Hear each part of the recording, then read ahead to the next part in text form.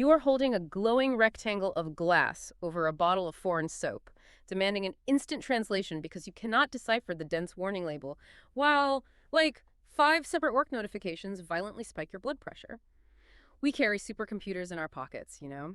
We possess immediate access to the sum of human knowledge, and we are so utterly paralyzed by the devices themselves that we require a secondary artificial intelligence just to read our own screens for us. We're pulling from two extremely specific sources today to map out this bizarre modern paradox.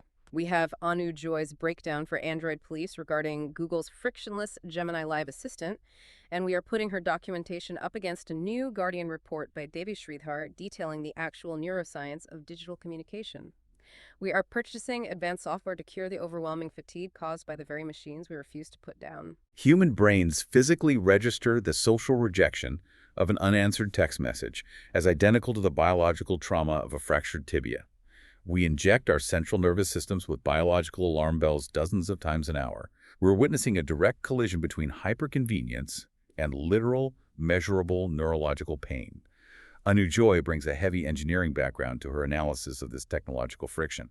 She describes transitioning from using Gemini as a basic search utility to relying on Gemini Live as a constant conversational crutch. The feature hides directly in plain sight. You tap a small sparkle icon in the lower corner of the Android application, or you activate the system hands-free by stating, "Hey, Google, let's talk." The software integrates directly with the device camera. You point the lens at a dense, poorly translated instruction manual. Staring at that dense manual and feeling your brain simply refuse to process a single syllable is a universal modern failure state. The eyes scan the text, and the mind violently rejects the input. You hit a wall of total cognitive refusal. Gemini Live acts like a digital seeing eye dog for the modern internet. It guides you through an increasingly unreadable digital environment. You outsource the basic act of comprehension to a machine. The visual processing artificial intelligence bypasses human language processing entirely. You point the camera at a confusing product label and demand an explanation out loud. The software digests the complex visual information and regurgitates the simplified audio meaning. We completely abandon the cognitive effort required to read the text. The software includes a screen sharing overlay feature triggered by executing a long press on the power button. The interface sits directly on top of your active application. Anu Joy describes scrolling through a chaotic Reddit thread and feeling totally lost regarding the cultural context. She shares the screen with the AI and demands an explanation of the argument without ever switching applications. Normally, you either ignore the confusing content or attempt to piece the context together manually. Now, the software processes the visual data of your active screen. The AI decodes the slang, the inside jokes, the fragmented internet arguments, and the sheer volume of chaotic replies. He utilizes the software to brainstorm messy ideas. She talks out loud, interrupts her own sentences, changes her mind mid-thought, and maps out a weekend trip. Typing serves as a mandatory filter for terrible ideas. Forcing a thought through your fingers eliminates the weakest concepts before they materialize into the world. If you write an angry email, the physical act of typing provides the necessary time to reconsider sending the message. Speaking every random half-baked thought aloud to an AI strips away that vital quality control mechanism. You remove the friction that prevents bad ideas from taking shape. Planning a simple weekend trip usually devolves into a chaotic mini-project of app hopping. You open a calendar application, load a browser for hotel reviews, check a mapping service for travel times, and launch a notes file to record the details. You lose the original thread of the plan navigating those disparate interfaces. The friction of the operating system destroys the creative momentum. Gemini Live absorbs the unstructured audio input. The software formats the spoken chaos into an actionable itinerary. You bypass the cognitive tax of managing the software. Gemini stepping in to save us from the exhaustion of navigating our own phones leads directly to Devi Sridhar outlining a stark timeline in her Guardian piece. She chairs global public health at the University of Edinburgh and started teaching at Oxford in 2005. Office hours meant designated in-person conversations. Emails functioned as formal correspondence reserved for rare occasions. We arrive at 2026, and university professors exist in a state of inescapable, constant Microsoft Teams messages. The boundary between a Tuesday afternoon and a Sunday morning is obliterated. Expectations dictate a response within hours or minutes. Sridhar points to our basic evolutionary wiring to explain the resulting burnout. Human brains evolve for face-to-face communication in small, highly stable groups. Anthropologists cap this optimal social circle at 150 individuals. Survival depended heavily on interpreting nonverbal cues like facial expressions, vocal tone, eye contact, and body posture. We lost vocal tone and body language to text-based internet communication. We broke the fundamental mechanics of human interaction. We are now buying software to fix the damage we caused. We literally require Gemini Live to scan a Reddit post and manufacture the missing emotional context. We feed text to a machine so it can tell us if a stranger is being sarcastic.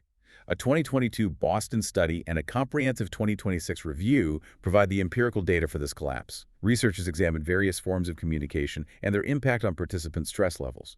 Frequent text messaging directly correlates with elevated cortisol, raised stress markers, and pervasive negative feelings. In-person contact heavily boosts positive emotions. Our biological well-being strictly requires physical proximity. Delayed digital messages and the two blue read receipt ticks activate the anterior cingulate cortex and the anterior insula. These specific brain regions process physical injury. The brain registers social exclusion and physical trauma as the identical biological event. When you see those two blue ticks and get no reply, your brain registers the silence as a physical attack. Watching a text bubble sit on read for 4 hours while your heart pounds in your chest is the anterior cingulate cortex treating a silent phone like a broken bone. The nervous system sounds the exact same biological alarm for a severed limb as it does for a severed social connection. Ghosting triggers our biological threat response. You experience a raised heart rate and elevated blood pressure. The brain desperately seeks a narrative for this sudden rejection. We require an explanation to resolve the biological panic. We invent worst-case scenarios just to give the nervous system a reason to calm down. Does the modern pressure to immediately reply to a read receipt, to avoid seeming rude, create a worse psychological outcome than being ghosted? We exist in an endless hostage situation of digital engagement. The introduction of typing indicators, read receipts, active status dots, and last online timestamps intensifies the pressure to remain constantly present. We engage constantly to avoid appearing emotionally distant. The brain's cognitive function system governs all decision-making and executive planning. The demands of constant digital interaction completely overload this biological system. Every single notification requires a micro-decision. You must decide to respond immediately, delay the response, evaluate the social capital at stake, or ignore the ping entirely. Each choice drains a microscopic fraction of your daily cognitive reserve. A spam email arrives, your phone vibrates, and you lose your entire train of thought. You are forced to halt your current processing track, evaluate the threat level of the vibration, determine a response strategy, and attempt to return to the original task. This constant multitasking directly fuels the global rates of burnout and deep emotional exhaustion that treat hard documents. We are completely depleted by the cognitive fatigue of simply operating our mobile devices. We utilize Gemini Live to plan our daily schedules. We offload the fundamental effort of living to an AI, freeing up just enough mental bandwidth to stress out over unread text messages. Our nervous systems were built to survive immediate, tangible physical threats. Biology equipped humans to endure predator attacks, hostile environments, starvation, and physical hazards. We were never engineered to withstand the slow drip feed of endless digital anxiety. We placed ancient hardware into an unrecognizable modern environment. Our devices function as pocket-sized biological alarm systems. They are hardware machines triggering literal physical pain in our neurological pathways. Our preferred coping mechanism is an artificial intelligence that talks to us, so we are no longer required to look at the glass screens causing the damage. If the human brain is biologically desperate for vocal tone, immediate response, deep conversational context, and emotional availability, and actual humans are far too burnt out to provide those elements, will we eventually feel more evolutionary comfort speaking to Gemini Live than to our own friends? Goodbye.